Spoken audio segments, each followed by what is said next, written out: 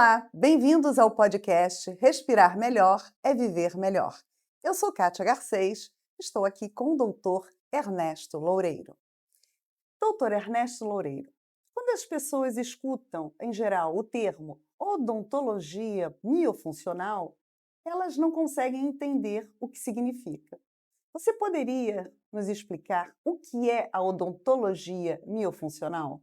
Essa é uma boa pergunta. Esse termo e essa técnica surgiu da frustração e da necessidade de saber por que alguns tratamentos não funcionavam, tratamentos feitos por um dentista australiano chamado Chris Farrell, que, para você ter uma ideia, fala isso há mais de 30 anos, né? O primeiro artigo que ele publicou sobre isso foi em 1990. Então, certamente ele já pensava nisso antes disso, né? Antes de publicar. E basicamente é o seguinte, a especialidade dele era a ortodontia. Ele colocava aparelho para corrigir o posicionamento de dentes. E ele percebeu que número razoável de casos, depois de terminado o tratamento, muitas vezes, muitas vezes, os dentes voltavam a ficar desalinhados, né? E ele não entendia por quê. E ele começou a pensar nisso, e isso é uma verdade, né? Segundo a literatura, mais de 90% dos casos de tratamento ortodôntico têm recidiva, voltam em maior ou menor grau, mas voltam. É a queixa mais comum de todo mundo. Tirei o aparelho, voltou a ficar tudo torto. E ele começou a pensar, e daí surgiu uma linha de raciocínio, uma linha de tratamento, que é o seguinte: por que os dentes ficam desalinhados, né? E eu me lembro, assim, muito claramente de uma frase dele quando começou um workshop, que ele falou literalmente o seguinte: nós dentistas, aliás, nós profissionais de saúde, deveríamos tratar da causa dos problemas e não dos seus efeitos. E quando você coloca um aparelho, a pessoa te procura porque está com o dente torto. Você coloca um aparelho e corrige o posicionamento de dente, desculpa, corrige o posicionamento do dente, você está tratando do efeito, você não está tratando da causa, você não está tratando de por que o dente ficou torto. E você precisa de tratar do dente por que o dente ficou torto, porque senão, se você alinha o dente e não faz nada, ele vai ficar desalinhado depois, porque a causa que fez ele ficar desalinhado continua lá. Então, a odontologia miofuncional é a técnica que procura tratar a causa, os fatores que levaram a pessoa a ter algum tipo de desequilíbrio, ou de dente, ou de respiração, ou de posicionamento muscular, enfim, né? Isso é odontologia miofuncional. E exatamente se chama odontologia miofuncional por conta disso. Mio é relativo a músculo, né? E funcional é a função. Ou seja, é a odontologia que procura trazer de volta a função da musculatura que foi perdida. Eu vou adiantar uma coisa: muitas vezes o dente fica desalinhado porque existe um desequilíbrio nos músculos do sistema mastigatório. Perfeito. Então, a odontologia miofuncional vai muito além do sorriso. Ela vai englobar, então, respiração, posicionamento da língua, deglutição, mastigação. E de que maneira entra, então, essa especialidade para fazer a correção necessária, identificando primeiro a causa do problema? Bem, como você falou, a odontologia miofuncional é bem abrangente, né? Porque quando você se propõe a tratar da causa, né, da questão, né, que a pessoa tem, você não pode focar num determinado ponto. Não adianta você querer, por exemplo, se a pessoa tem o dente desalinhado, botar só um aparelho, um Invisalign, que está na moda hoje, todo mundo quer usar Invisalign. Não adianta só usar o Invisalign e não cuidar do porquê que o dente ficou desalinhado. Não adianta a pessoa roncar muito ou ter apneia de sono e você ficar colocando aqueles dispositivos que abrem o nariz ou dispositivo. Você tem que tratar do motivo pelo qual a pessoa tem isso, né? Então, voltando lá à sua pergunta, como que a gente atua, né? Você primeiro tem que identificar qual é a causa do problema, né? O efeito você já sabe qual é. O dente está desalinhado, a pessoa ronca, a pessoa não consegue respirar direito, enfim. Agora, tem que saber o que primariamente não está funcionando bem para você poder começar a pensar numa linha de tratamento adequada para esse problema. E como é feito esse diagnóstico? Bom, antes de qualquer coisa, né, antes de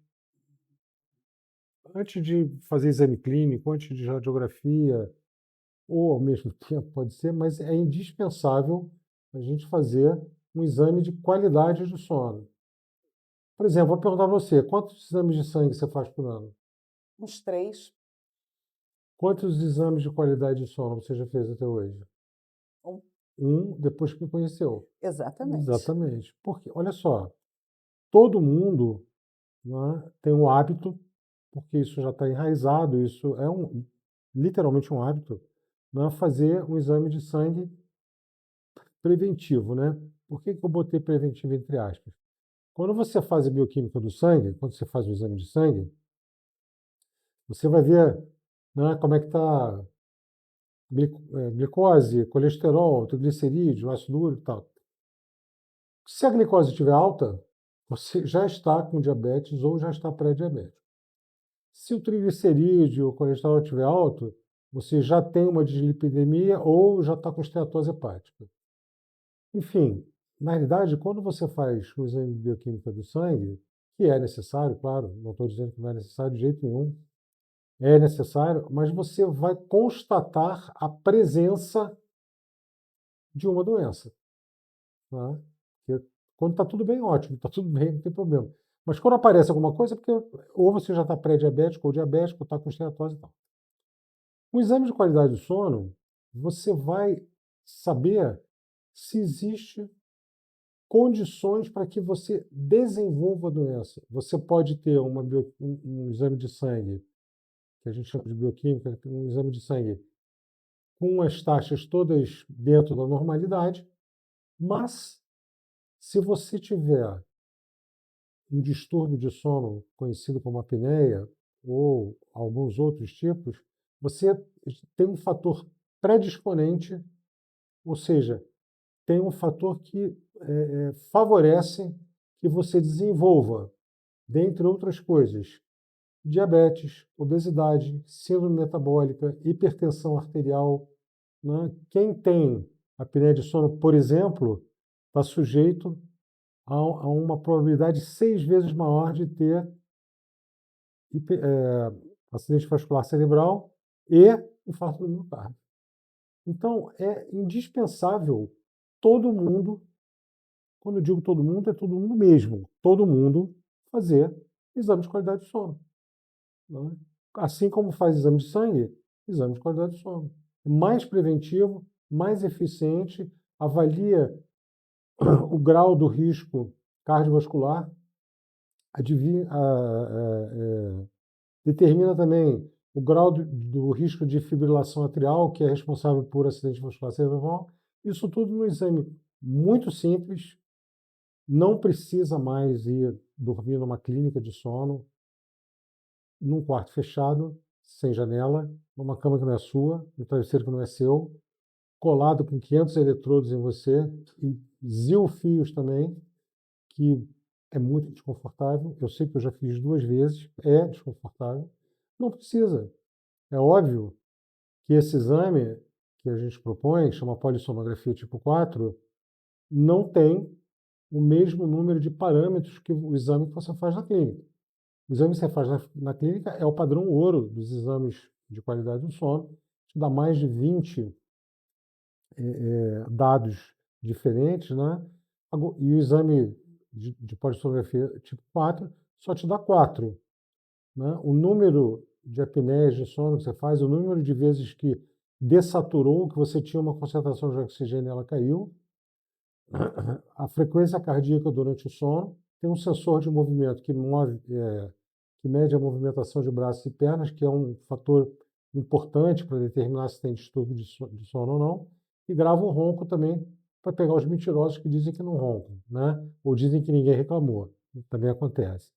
E tem os que mentem mesmo, não roncam, aí a mulher ou o marido, pô, ela ronca muito. Eu falei, pois é, então é isso.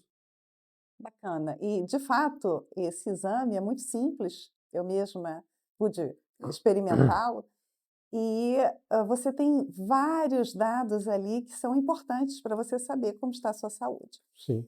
Agora, me explica um pouco mais sobre a necessidade, quantas vezes por ano nós devemos fazer esse tipo de exame de controle do sono? Olha, tem um ditado aí que diz que o ótimo é inimigo do bom, né? O ideal é fazer uma vez por ano, né? Por um motivo muito simples. As condições do seu organismo, as condições do seu corpo, né, estão em constante mutação, né? Nós, infelizmente, ou felizmente, não sei, envelhecemos, né? E quando isso acontece, né, mudam uma série de parâmetros no seu corpo. Então, se você fez um exame de qualidade do sono no ano de 2025 e deu tudo ok, pode ser que no ano de 2026 não dê. É um intervalo pequeno? É um intervalo que a ciência determinou como ideal, né? Agora, se não for possível fazer uma vez por ano, faça de 2 em 2 anos. Se não for possível, faça de 3 em 3. Agora, faça pelo menos um e procure fazer o máximo possível para poder avaliar, né, como andam os fatores que podem fazer você contrair algum tipo de doença, né? O que é que você acha melhor? Por exemplo, eu uso isso muito como exemplo, né? Tem muita gente que não gosta de fazer colonoscopia, né? Acha horrível, tal, não sei o quê. Eu vou confessar, eu também acho. Não é nenhuma coisa agradável de se fazer. Ninguém vai sorrindo achando que vai ser maravilhoso. Agora, o que é melhor?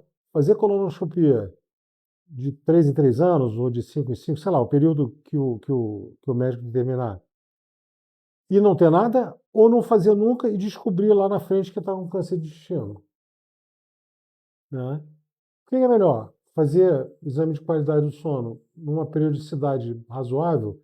Bom, um ano é demais? Faz de 2 em 2 anos. É um exame muito simples, tem um custo muito baixo, você faz na sua casa, você leva o sensor para sua casa, faz na sua cama, né, no seu quarto, enfim, é muito simples de fazer.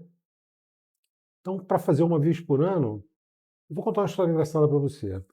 Há muitos anos atrás, quando eu comecei a trabalhar, os dentistas não pediam radiografia para os pacientes. Não pediam. A odontologia era muito sapateiro, né? Fazia meia sola direto, né? Então, e eu aprendi na faculdade que o correto era você solicitar radiografias de todos os dentes antes de você fazer um tratamento odontológico. Por quê?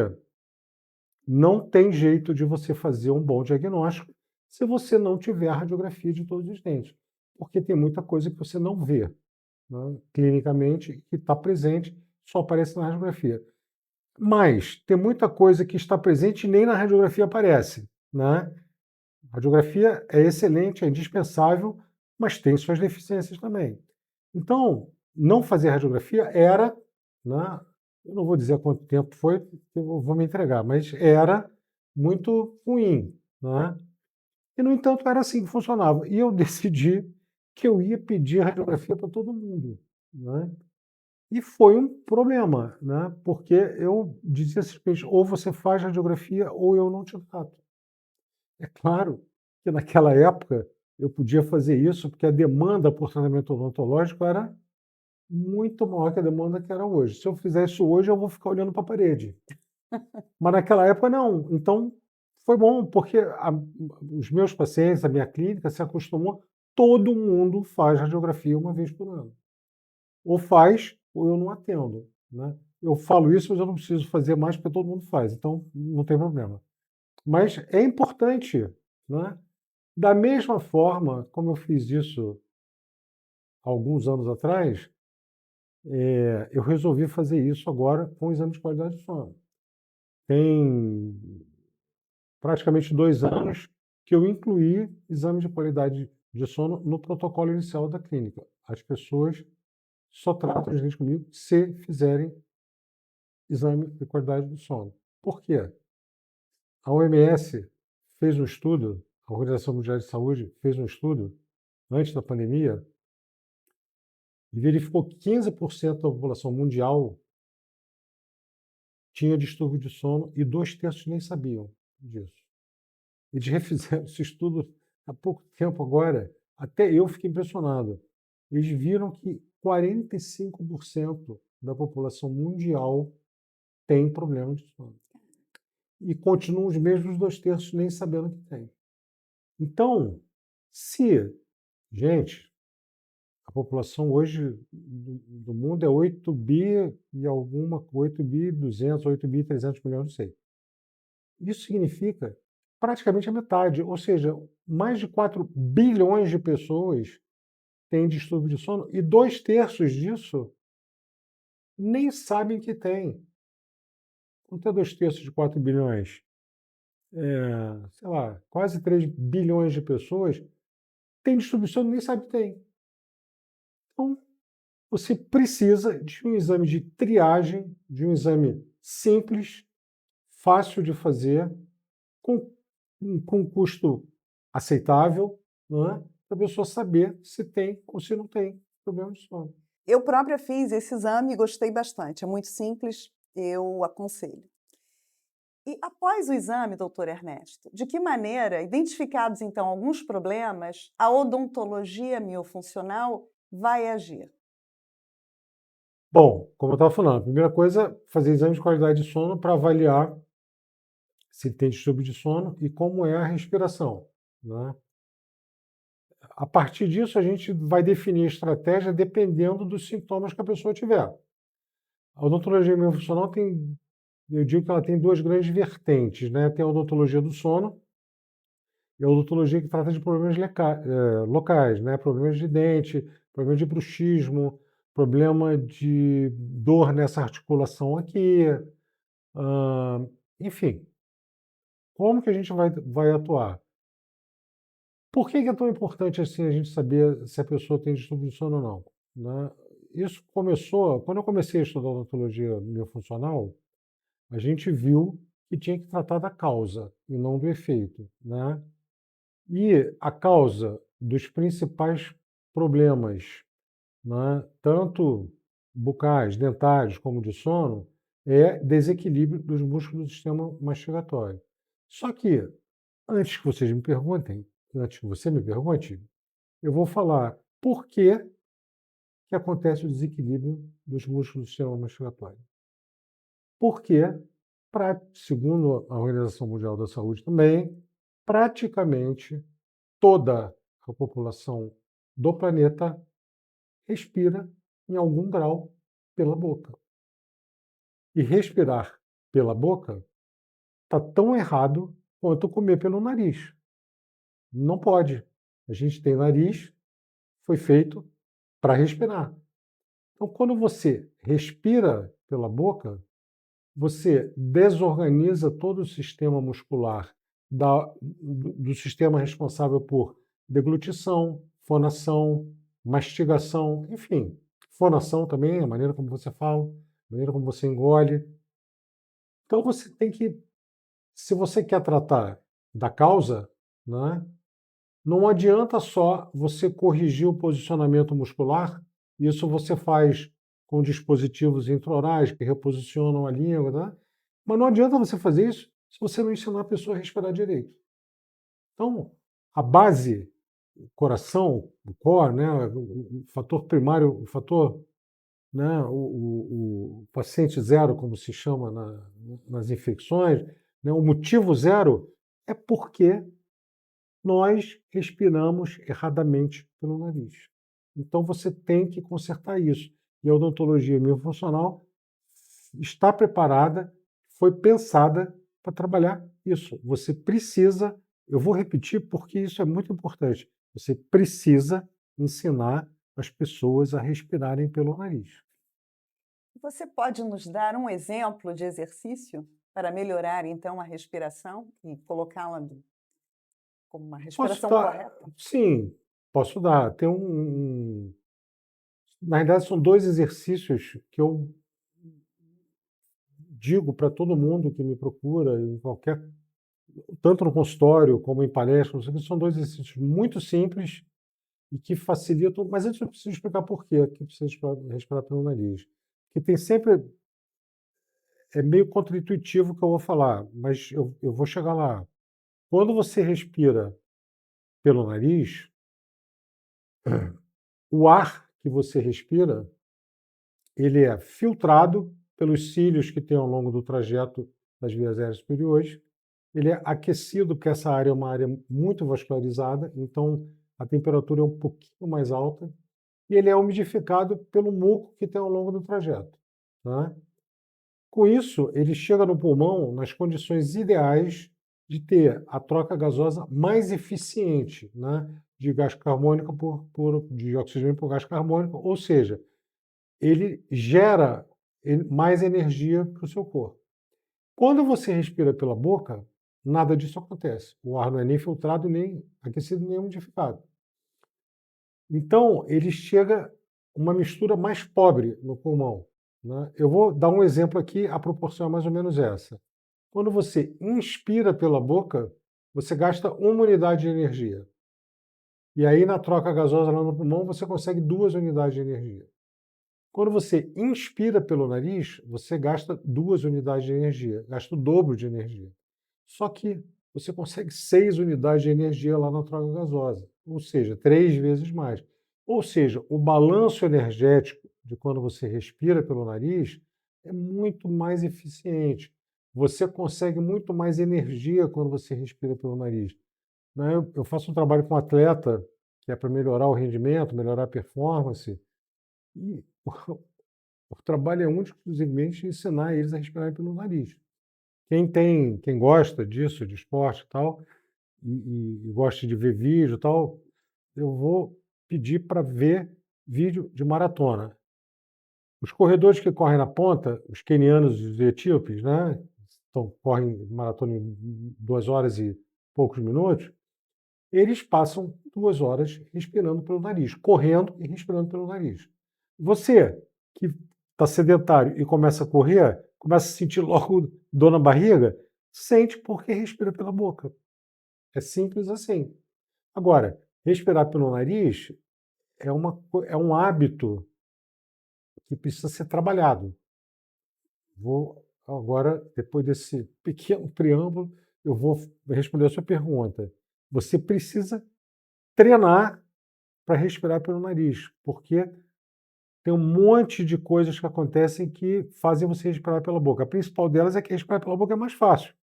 Né? Você entra uma quantidade muito maior de ar do que pelo nariz. Você precisa de usar mais músculo para respirar pelo nariz e gastar mais energia. Né? Então, respondendo a sua pergunta, primeira coisa, arranjar um lugar calmo, sem televisão, sem celular, sem rádio. Arranja um canto lá, são 5 minutos só. Talvez nem isso, 3. Né? E você vai fechar os olhos e vai inspirar pela boca e expirar pela boca. Eu não estou maluco, não. É isso mesmo. E depois você vai inspirar pelo nariz e expirar pelo nariz. Fazendo isso, pensando no que você está fazendo, com os olhos fechados, num lugar calmo, você vai ver a diferença que é respirar pelo nariz e respirar pela boca. o quão melhor é respirar pelo nariz. O quão, não vou dizer bem-estar porque é muito rápido, mas o quão mais satisfatório é você respirar pelo nariz. Isso é a primeira coisa. Uma vez por dia só, não precisa ser muito não. Agora, é importante que pense no que você está fazendo. Eu costumo fazer uma pergunta para os meus pacientes assim: você escova o dente olhando para a pia ou olhando para o espelho? Né? A imensa maioria olha para a pia quando não está passeando pela sala, escovando o dente, mexendo com o cortina. Gente, não pode. Né? Para fazer direito, você tem que olhar o que você está fazendo. Você tem que estar prestando atenção no que você está fazendo. Senão você está fazendo uma coisa mecanizada, uma coisa que seu cérebro está pensando em outra coisa. Você está pensando na reunião de amanhã e está escovando o dente. Ou seja, nem sempre está escovando direito, né? Então, respirar é a mesma coisa. Você não pensa para respirar, assim como você não pensa para engolir, né? Como você não pensa para uma série de coisas. Então, para 3 minutos e respira dessa maneira, né? Para você ver a diferença. Se puder, fazer algumas respirações pelo nariz e expirações pelo nariz. Isso é uma outra coisa que precisa ser dita. Está errado inspirar pelo nariz e expirar pela boca, a menos que seja alguma coisa específica que se queira com esse tipo de respiração. A respiração normal que você tem que fazer no dia a dia é inspirar e expirar pelo nariz. Inclusive quando está fazendo um esforço físico na academia, por exemplo? Olha, essa é uma pergunta que todo mundo me faz, né? Eu vou ter que jogar bola de boca fechada o tempo inteiro. Olha, os quenianos correm 2 horas de boca fechada, né? Depende do esforço, né? Se for um esforço intenso num curto período de tempo, é claro que você vai precisar de abrir a boca, né? Porque você precisa de um volume de ar maior e isso você só consegue inspirando pela boca.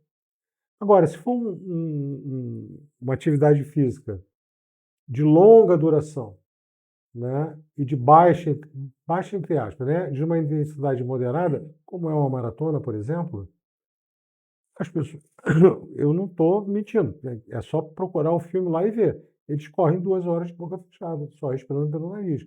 Depende do tipo de exercício, mas o ideal, voltando sempre que o ótimo é inimigo do bom, né? Mas o ideal é você inspirar e expirar pelo nariz sempre que possível. Quando você está numa academia, a menos que você esteja fazendo aeróbica, você está fazendo exercício de força, né? Você está fazendo musculação. Musculação você pode inspirar e expirar pelo nariz. Não tem problema. Você não está fazendo uma atividade exaustiva, né? Você pode dosar para respirar dessa maneira. Dessa maneira, você vai ter mais energia para executar melhor os movimentos que você precisa de executar. Mas eu ia falar uma outra coisa que a tua pergunta... Bom, depois eu me lembro. Alguma outra dica para Ah, não, eu ia falar do outro exercício, isso? exatamente. Então, a primeira é essa. O outro é um exercício muito simples. Você vai inspirar pelo nariz, expirar pelo nariz, vai prender a respiração e ver quantos passos você consegue dar sem sentir vontade de inspirar novamente. Agora, não é concurso de apneia. Não é para ver quantos minutos você consegue ficar sem respirar. Se é 5 minutos ou meia hora. Não. Não é para ficar roxo e só respirar depois quando não estiver aguentando. Não, não é isso. O objetivo desse exercício é fazer com que você volte a trabalhar os músculos responsáveis pela inspiração nasal.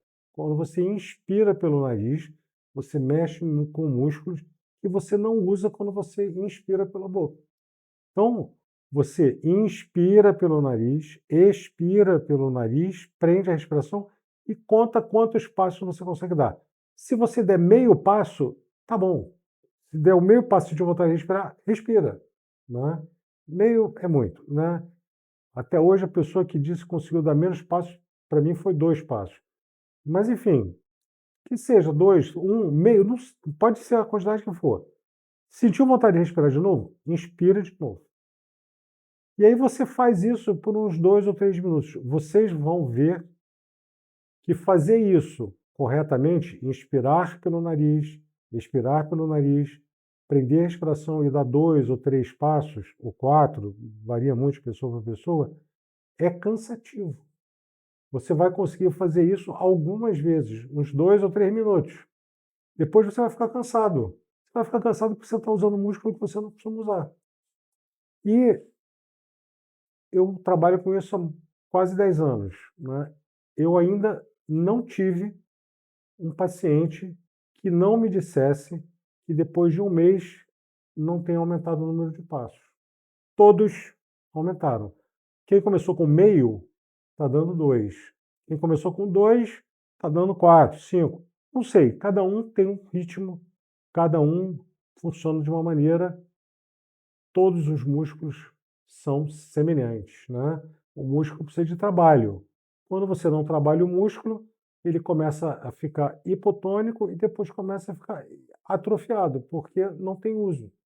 É simples assim. Quando você vai para a academia, fica com aquele bração bonito, né? Com aquele bíceps tal, tríceps bonitão, fica 3 meses sem ir para a academia, fica tudo mole de novo. Músculo é assim, não tem jeito. Tem que ser trabalhado sempre, para sempre. Perfeito. E aproveitando para falar desses músculos da face, eu mesmo utilizo um dispositivo prescrito por você para exercitar os lábios, a língua, a mandíbula, e eu me sinto mais segura ao mastigar, ao engolir e vejo outros efeitos. Você pode nos explicar como esse dispositivo atua e o quão ele é importante para a saúde? Sim, essa pergunta é interessante, mas antes eu quero fazer um reconhecimento aqui ao Dr. Chris Farrell, o dentista australiano que eu te falei que criou essa linha de procedimentos, né? Porque acho que ele é um gênio, ele mudou a maneira como eu encaro a minha profissão de 10 anos para cá. Eu antes era um dentista que eu falo dentro da caixinha, fazia o que todo mundo faz, que era tratar do efeito e não da causa, né? Dito isso, ele também, a coisa de 2 anos atrás, respondendo a sua pergunta, ele criou o primeiro dispositivo ativo para você usar intraoral. O que é um dispositivo ativo? É um dispositivo que você vai usar 2 vezes por dia, 6 minutos de manhã e 6 minutos de noite. E ele é responsável por você trabalhar a musculatura, né, da orofaringe, da face e do pescoço.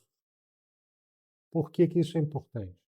Hoje todo mundo sabe que é importante, né, você fazer musculação, ter músculo, porque também todo mundo sabe que a partir de 30 anos você começa a perder massa muscular, num ritmo menor que vai se acentuando à medida que você vai envelhecendo, né?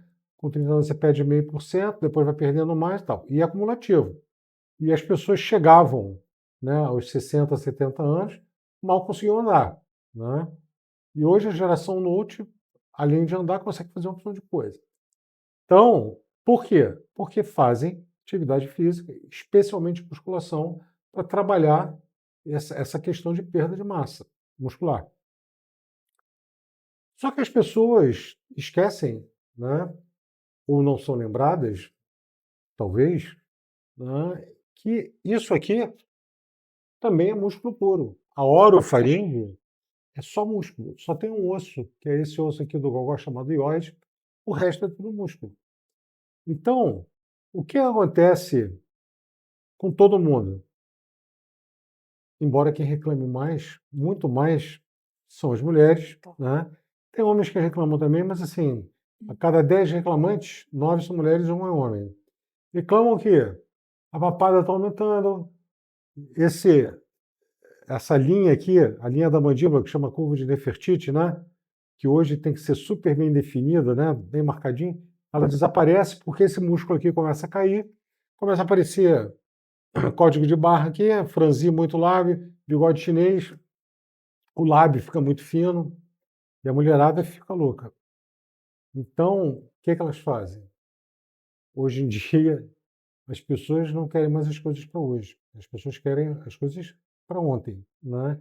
Então, vão na harmonização orofacial, enche o lábio de ácido hialurônico, bota botox ali para esticar, não sei o quê.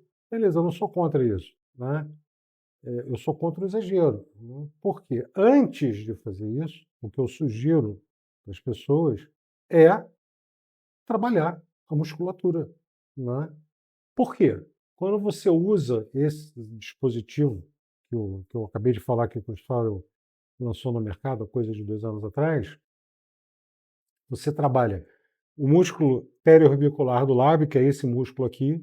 Com isso, você diminui o código de barra, diminui o bigode chinês, né? Você trabalha o posicionamento da língua, você trabalha, né, o posicionamento desse, desculpa, a tonicidade desses músculos aqui. Com isso, você melhora essa curva de investimento, você define mais isso aqui, porque você trabalha o músculo e ele volta para o lugar, né? Então, vocês já repararam uma coisa? Toda pessoa idosa, eu tenho que ter cuidado para falar esse termo, né? Mas, enfim, eu não sei mais quem é idoso, quem é noite, mas, enfim, de uma certa forma, à medida que a pessoa envelhece, ela começa a engasgar com mais facilidade, ela começa a ter dificuldade de engolir, muitas vezes, às vezes de falar também, e muitas vezes começa a sair umas gotinhas de saliva quando ela está falando. Isso acontece por causa da perda de tônus muscular do sistema, nos músculos do sistema mastigatório, de fonação, de deglutição e tal.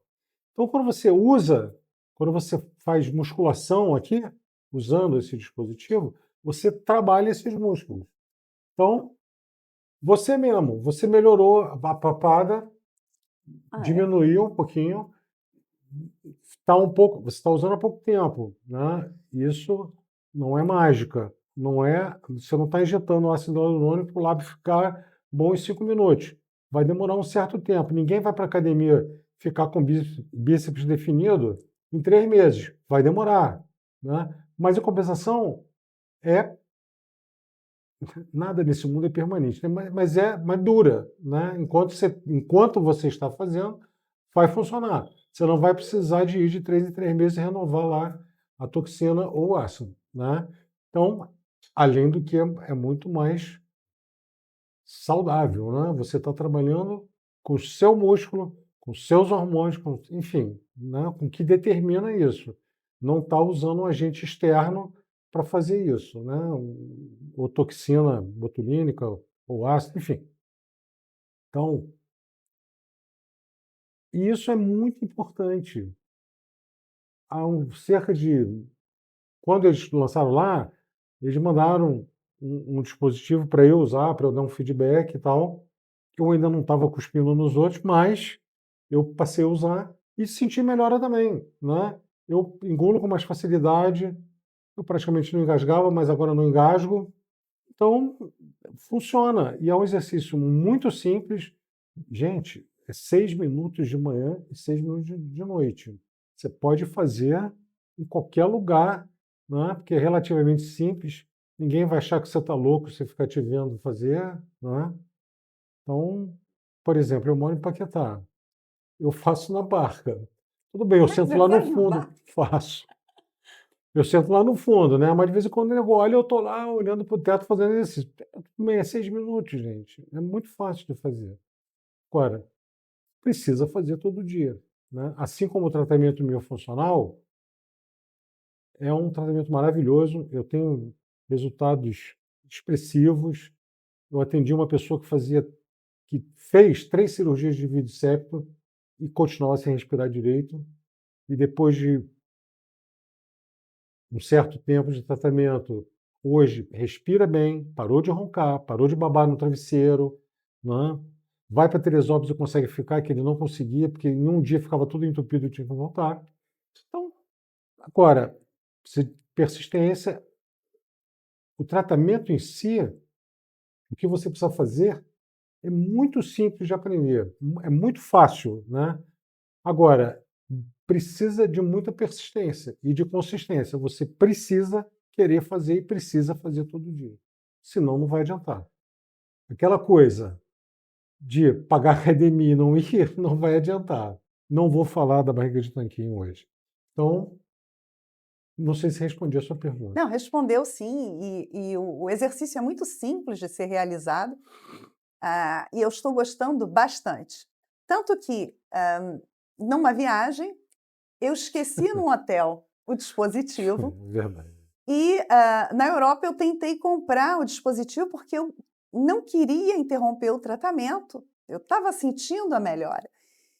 E quando eu fui pesquisar preços, eu fiquei apavorada, né. Na Espanha, 2.500 € Euros. esse dispositivo, e é muito difícil comprar, porque você tem que ir através de um dentista. Então, realmente vale a pena, não é esse valor aqui no Não, Brasil. não, não é. Recomendo consultar com o doutor Ernesto, porque você sente muito rapidamente a diferença quando começa a fazer esse exercício. Para encerrarmos, você pode explicar um pouco mais como as pessoas fazem para ter acesso à odontologia miofuncional e chegar até você? Olha, ter acesso à odontologia profissional é muito simples, né? Não sou só eu que faz isso, tem outras pessoas aqui que fazem. Especificamente, quem quiser ouvir a minha opinião e quiser que eu colabore com a diminuição da papada, com a definição da coluna infertícia e tal, ou distúrbios mais sérios, né, como o bruxismo, como o ronco, a apneia, melhorar a respiração. Quem acorda de manhã num mau humor danado, com falta de concentração, achando que não dormiu, na verdade não dormiu mesmo, porque não ficou tempo suficiente na fase REM por causa da apneia, isso tudo, a odontologia miofuncional consegue ajudar, né? E para saber como fazer isso, basta me procurar, né?